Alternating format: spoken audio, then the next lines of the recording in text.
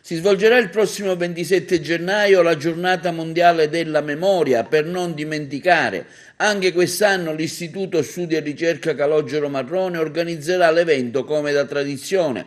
Solitamente gli anni scorsi si svolgeva al Teatro San Francesco di Favara con la ricca partecipazione di alunni professori delle scuole di Favara e le istituzioni locali, ma quest'anno per via della pandemia l'evento si svolgerà ugualmente via streaming. Il saluto sarà portato dal primo cittadino di Favara, il sindaco Anna Alba, quindi il presidente dell'associazione Partigiani Carmelo Castronovo, Carmela Marrone, e del direttivo Marrone, Angelo Lauricella, presidente provinciale dell'ANPI, presenterà Giuseppe Moscato. Un'edizione che non poteva mancare, come afferma Rosario Manganella, presidente dell'Istituto Marrone. In effetti è così, dopo 4 anni, questo sarebbe comunque il 5° anno, che noi organizziamo assieme all'ANPI la settimana della memoria.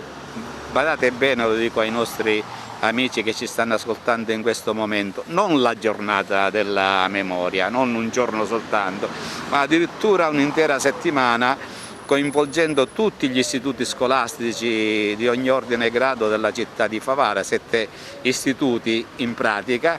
Abbiamo organizzato questa manifestazione perché vogliamo che la memoria sia sempre presente e che le nuove generazioni abbiano l'opportunità di conoscere che cosa sia stata la Shoah, che cosa è stato il fascismo, che cosa è stato il nazismo.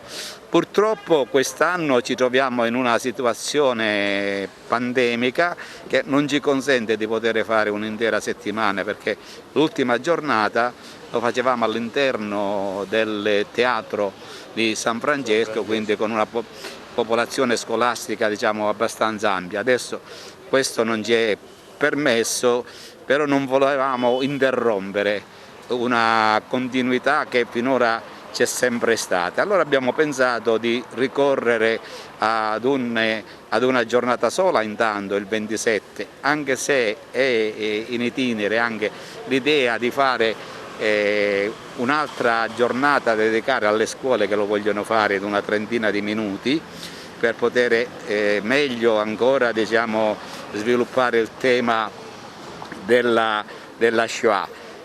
Ma se questo non dovesse essere possibile, anche perché adesso da domenica saremo in zona rossa e quindi probabilmente non lo possiamo fare, faremo soltanto questa con la giornata del 27, con la presenza di ogni istituto scolastico che rappresenterà in maniera autonoma una propria unità didattica di una decina di minuti, sperando che nel 2022 possiamo di nuovo riprendere con forza questa idea della settimana della memoria.